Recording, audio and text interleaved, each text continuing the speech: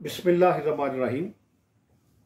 कल के रोजनामा जंग में यासिर पीरजादा जो हमारे मोहतरम दोस्त अताउल्लाह कासफी साहब के बेटे हैं, उन्होंने नज़रिया पाकिस्तान के ख़िलाफ़ इजहार ख्याल करते हुए मुजीब निज़ामी साहब जो आबूए सहाफ़त भी हैं, जो नज़रिया पाकिस्तान के बहुत बड़े अलमबरदार भी थे, उनको भी अपनी लपेट में ले लिया।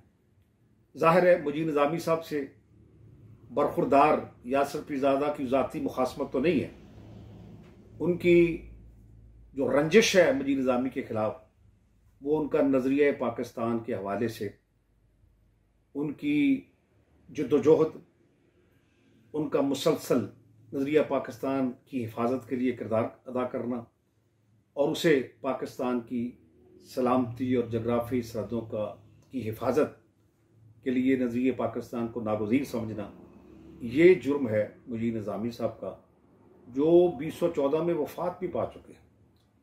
लेकिन आज 2025 में फिर भी उनका ये नाकाबिले मुआफ़ी जुर्म समझा जाता है कि वो नज़रिया पाकिस्तान के मुहाफ़िज़ क्यों थे और नज़रिया पाकिस्तान को पाकिस्तान की असास क्यों समझते थे। यासिर पीरजादा को शायद ये गलतफहमी है, या गलतफहमी नहीं है, जानबूझकर उन्होंने ये वारदात डाली है कि उनका कहना है कि मुजीब निज़ामी साहब का कोई अपना ख़ास नज़रिया पाकिस्तान था। पहली बात तो यह है कि मुजीब निज़ामी हो या पाकिस्तान का कोई भी शहरी, पूरी कौम मुझ समेत हम सब कायद-ए-आज़म के फॉलोअर हैं, अल्लामा इकबाल के फॉलोअर्स हैं। हमारा नज़रिया, हमारा तसव्वुर पाकिस्तान के हवाले से वही है जो कायद-ए-आज़म के फरमूदात हैं, जो कायद-ए-आज़म के नज़रियात हैं, जो अल्लामा इकबाल की तालीमात हैं। और कायद-ए-आज़म अलैहिर्रहमत ने जिस टू नेशन थ्योरी पर पाकिस्तान की बुनियाद रखी, मुकदमा लड़ा और जीते, उसकी असास इस्लाम है। और कायद-ए-आज़म ने इस्लाम के हवाले से अपने नुक्ता नज़र को बड़ी तफसील से पेश किया है। मैं सिर्फ उनकी एक तकरीर का हवाला देता हूँ। सेकुलर हजरात, जितना भी ये सेकुलर तबका है, वो कायद-ए-आज़म की 11 अगस्त 1947 की तकरीर को बुनियाद बनाकर ये कहने की कोशिश करते हैं कि कायद-ए-आज़म पाकिस्तान को सेकुलर रियासत बनाना चाहते थे। पहली बात तो यह है कि कायद-ए-आज़म ने ज़िंदगी में सिर्फ 11 अगस्त 1947 की तकरीर नहीं की, उनसे पहले भी उनकी बहुत ज़्यादा तकारीर हैं और 11 अगस्त 1947 के बाद भी बहुत सारी तकारीर हैं। मैं उनकी एक तकरीर 25 जनवरी 1948 1948, ज़ाहिर है वो 11 अगस्त 1947 के बाद की तकरीर है। उन्होंने कराची बार एसोसिएशन में वलादत रसूल के दिन सल्लल्लाहु अलैहि वसल्लम खिताब करते हुए ये फरमाया था कि मैं उन लोगों की बात समझने से कासिर हूँ जो शरारत से ये प्रोपेगेंडा करते रहते हैं कि पाकिस्तान का दस्तूर शरीयत यानी शरीयत इस्लामी की बुनियाद पर मुरतब नहीं किया जाएगा। कायद-ए-आज़म ने फरमाया कि इस्लाम के असूल आज भी अमली ज़िंदगी पर उसी तरह काबिल इतलाक़ हैं जिस तरह 1300 साल पहले थे। अब 1300 साल पहले का हवाला देना इसलिए कायद-ए-आज़म ने ज़रूरी समझा कि जिस तरह इस्लाम की नज़रियात, इस्लाम के तसव्वुरात, इस्लामी तालीमात खुद हुज़ूर नबी करीम सल्लल्लाहु अलैहि वसल्लम ने मदीना की रियासत में, पहली इस्लामी रियासत में नाफिज की, जिस तरह वो उस वक्त वो असूल काबिल अमल थे, आज भी उसी तरह हमारी ज़िंदगी के लिए काबिल इतलाक़ है। फिर कायद-ए-आज़म ने उसी तकरीर ने फरमाया कि इस्लाम से हमने जमहूरियत सीखी है। अब जो कायद-ए-आज़म 25 जनवरी 1948 की तकरीर में कह रहे हैं, बिल्कुल वाज़ेह तौर पर, और उन अनासर को मुफसिद, शरारती करार दे रहे हैं जो ये झूठा प्रोपेगेंडा कर रहे हैं कि पाकिस्तान का दस्तूर इस्लाम की बुनियाद पर उस्तवार नहीं किया जाएगा, बनाया नहीं जाएगा। ये है कायद-ए-आज़म का नज़रिया पाकिस्तान।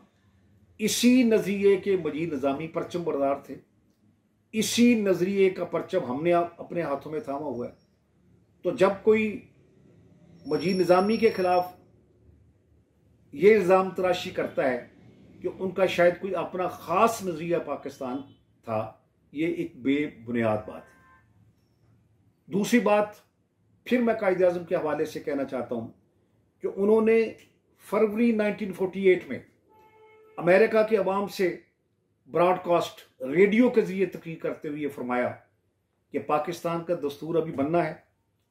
मैं ये नहीं कह सकता कि उस दस्तूर की हतमी शक्ल क्या होगी, क्योंकि वो दस्तूर आइन साज असम्बली ने बनाना है।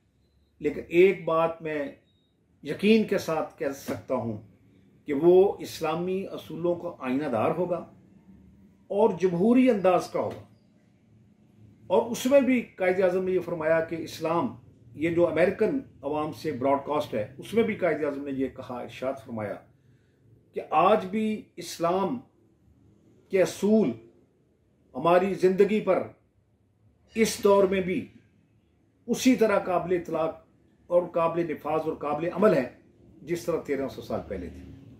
तो कायद-ए-आज़म के इन इरशादात के होते हुए कोई शख्स कायद-ए-आज़म की 11 अगस्त 1947 की तकरीर से ये मफहूम कैसे निकाल सकता है कि कायद-ए-आज़म पाकिस्तान को सेकुलर रियासत बनाना चाहते थे, एक ऐसी रियासत जिसके अमूर के साथ, जिसके मामलत के साथ इस्लाम का कोई ताल्लुक ना हो।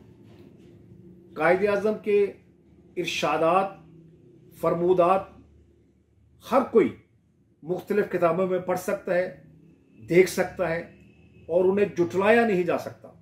और मैं ख़ास तौर पर फिर जोर देकर कह रहा हूँ कि कायद-ए-आज़म की 11 अगस्त 1947 की तकारीर, उनकी वफात तक जो उन्होंने फरमाया वो सब पढ़ लिया जाए। कायद-ए-आज़म की आखिरी तकरीर जो उन्होंने किसी मजलिस में तकरीर में की, वो स्टेट बैंक ऑफ पाकिस्तान के इफ्तिताह के मौके पर 1 जुलाई 1948 में उन्होंने वो तकरीर फरमाई। उसमें उन्होंने मगरब का जो सरमायादारा निज़ाम है, मुआशी निज़ाम, उसको तनकीद का निशाना बनाया और ये कहा कि उसने इंसानियत के लिए लाजनहल मसाइल पैदा कर दिए हैं। उसके बाद कायद-ए-आज़म ने फरमाया कि हमें अपनी मंजिल का तयन खुद करना चाहिए, हमें अपना रास्ता मुआशी मंजिल का खुद मुतय्यन करना चाहिए और हमें दुनिया के सामने एक ऐसा इस्लामी निज़ाम पेश करना चाहिए जो इंसानी मसावत और सोशल जस्टिस, मुआशरती इंसाफ के इस्लामी असूलों पर मबनी हो। और कायद-ए-आज़म ने जोर देकर कहा कि इस तरह हम बतौर मुसलमान अपना फ़र्ज अदा करेंगे कि दुनिया के सामने एक ऐसा सोशल जस्टिस और इंसानी मसावत के इस्लामी असूलों पर मबनी निज़ाम मुआशरत को पेश करने के बाद। तो मैं ये समझता हूँ कि कायद-ए-आज़म के इस वाज़े और गैर मुबहम इरशादात के बाद नज़रिया पाकिस्तान की कोई गलत तशरीह नहीं की जा सकती। जो लोग बराह रास्त कायद-ए-आज़म को तनकीद का निशाना नहीं बना सकते, वो नज़रिया पाकिस्तान के अलमदार मजीद निज़ामी को या नज़रिया पाकिस्तान के किसी और खामी पर कीचड़ उछालने की कोशिश करेंगे। लेकिन मैं फिर अर्ज करता हूँ कि जो कायद-ए-आज़म का तस्वुर पाकिस्तान है वही पूरी कौम का नज़रिया पाकिस्तान है। और आज उसी नज़रिया पाकिस्तान के मुताबिक पाकिस्तान के दस्तूर में भी ये बात तहरीर हो चुकी है कि इस्लाम पाकिस्तान का स्टेट रिलीजन है। और ये भी इसी दस्तूर में लिखा जा चुका है कि पाकिस्तान का कोई कानून कुरान और सुन्नत से मुतसादम नहीं बनाया जा सकता। और जो एग्जिस्टिंग लॉज हैं, जो इस वक्त कवानीन मौजूद हैं और इस्लाम से मुतसादम है, कुरान और सुन्नत से मुतसादम है, उनको तब्दील करके कुरान और सुन्नत के मुताबिक डालने की कोशिश की जाएगी। ये दस्तूर में लिखा जा चुका है। ये है कायद-ए-आज़म का नज़रिया पाकिस्तान।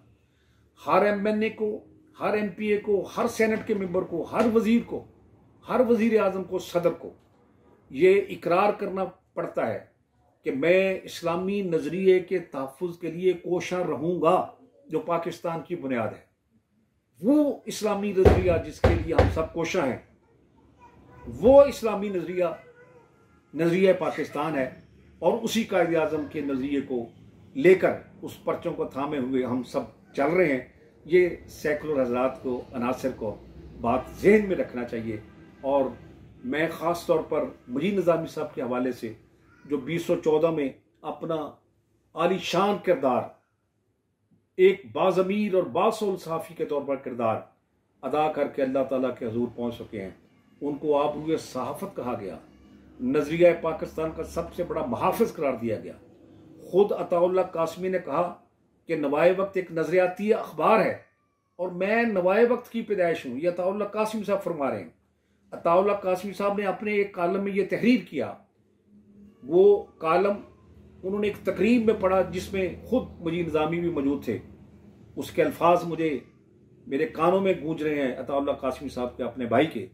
उन्होंने फरमाया कि ख़वातीन व हज़रात, मजीद निज़ामी साहब यहाँ मौजूद हैं, आप उन्हें देख लें ताकि आप आने वाली नस्लों के सामने ये इजहार कर सकें कि हमने इन आंखों से मजीद निज़ामी को देखने का एजाज़ हासिल हुआ है।